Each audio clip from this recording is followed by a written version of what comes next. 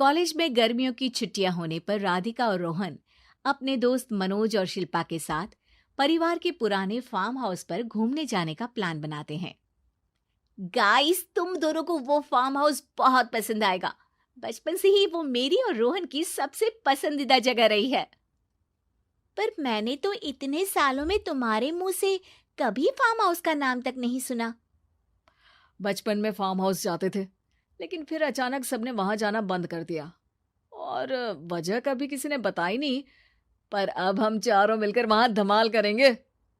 इसी तरह बातें करते कुछ घंटों का सफर तय कर चारों शहर से दूर ऊंची पहाड़ी पर बने राधिका और रोहन के फैमिली फार्म हाउस पर पहुंच जाते हैं। वाह यार, ये तो बड़ा ही सुंदर है।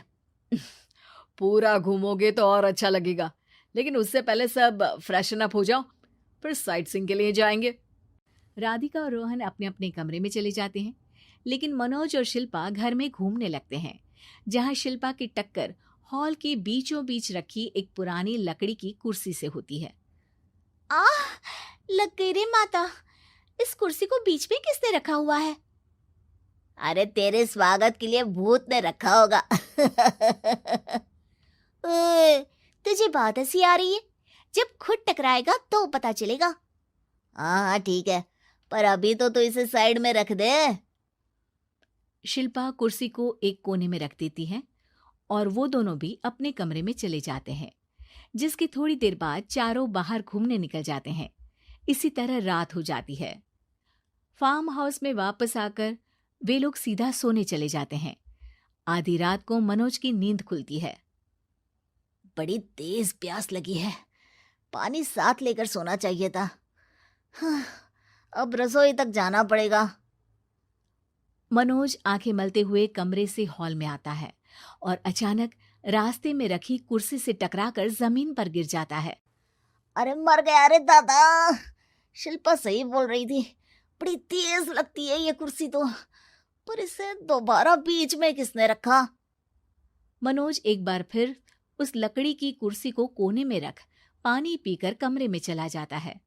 अगली सुबह जैसे ही चारों की नींद खुलती है तो उन्हें अपने बेड के पास साइड टेबल पर चाय का कप रखा मिलता है, जिसे देख वो खुशी खुशी चाय पीकर तैयार होकर कुछ देर बाद हॉल में मिलते हैं।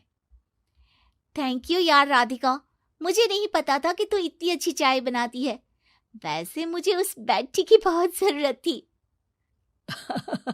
ये और चाय, अरे इसे तो पानी तक उबालना नहीं आता। मतलब तूने हमारे लिए चाय बनाई क्या दोस्त? अरे चल पागल है क्या, इतना भी प्यार नहीं है मुझे कि तुम्हारे लिए बेड टी बनाऊं। चाय पर ये चर्चा करते हुए मनोज जैसे ही पीछे मुड़ता है तो एक बार फिर लकड़ी की पुरानी कुर्सी से टकराकर उस पर गिर जाता है। हाय रब्बा, अरे चाय छोड़ो, पहले ये बताओ कि इसे बार बार बीच में कौन रखता है? कल रात ही मैंने इसे साइड किया था। तुम पहले ये बताओ कि चाय किसने बनाई थी? सबकी बातों को कुछ देर ध्यान से सुनने के बाद राधिका हैरानी से कुर्सी की तरफ देखने लगती है। भूत दीदी। राधिका की बात सुन आपस में झगड़ रहे सारे दोस्त शांत हो जाते हैं। क्या बोला अभी तूने? अरे पर अब वो यहाँ कैसे हो सकती हैं? क्यों नहीं हो सकती? हमने यहाँ आना छोड़ा था, पर उन्होंने तो घर नहीं छोड़ा ना। और याद करो, ऐसे बेड के पास कप रखना और कुर्सी को कमरे के बीच में रखना, ये सब वही तो करती थी। ये तुम दोनों किसकी बात कर रहे हो? अरे जो भी हो, कुछ अच्छा तो बिल्कुल नहीं लगता। अब देखो, डरने की कोई जरूरत नहीं है। वो सालों से इस घर में रहने वाली भूत दीदी है। वो बचपन से ही हमारे यहाँ आने पर एक बड़ी बहन की तरह हम दोनों का ख्याल रखती हैं। ओए, पगला गया है क्या? शिल्पा, मुझे यहाँ नहीं रहना, तू भी मेरे साथ ही चल। ये दोनों तो पागल हो गए हैं। जहां मनोज डर से वापस जाने की बात कर रहा होता है, वहीं शिल्पा अपने फोन में बिजी होती है। क्या तुम्हें यहाँ की सिचुएशन समझ में नहीं आ रही जो फोन में लगी हो? जिसे जो करना है करो, मैं तो जा रहा हूँ। मनोज हड़बड़ाहट में अपने कमरे की तरफ जाता है, जिसके साथ राधिका और मोहन भी उसे रोकने के लिए पीछे पीछे जाते हैं, लेकिन शिल्पा वो तो अभी भी फोन में लगी रहती है। कुछ देर बाद जब वो तीनों दोबारा हॉल में वापस आते हैं तो शिल्पा को सबके पैक्ड बैग्स के साथ देखकर हैरान रह जाते हैं। ये सब क्या है शिल्पा? यहाँ हम इसे समझा रहे हैं और तुम हमारे बैग्स भी पैक कर कर लेकर आई। अरे आखिर में फोन से बाहर निकलकर कुछ किया तो सही इसने। दोस्तों देखो, कल से हम यहाँ हैं। भूत दीदी ने कुछ किया नहीं ना? फिर डर क्यों रहे हो? 4 दिन और रुकोगे तो पता चलेगा कि क्या होगा। मतलब?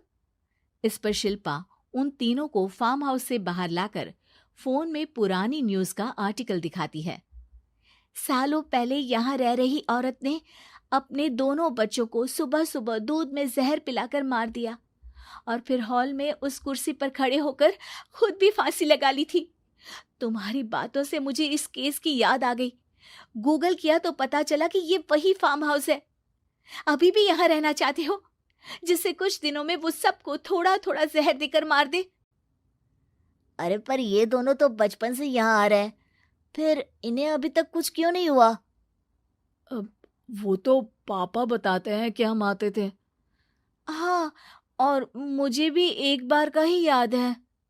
वाह, और कहानियां तो ऐसे सुना रहे थे जैसे सदियों से यहीं रहते हो। तीनों ये बात कर ही रहे होते हैं कि अचानक फार्म हाउस में से एक आवाज सुनाई देती है। मैं यहाँ किसी को जिंदा नहीं रहने दूंगी, किसी को नहीं। बस ये सुनने की देर ही होती है कि चारों डर से कांपते हुए तुरंत कार में बैठकर वहां से भाग जाते हैं।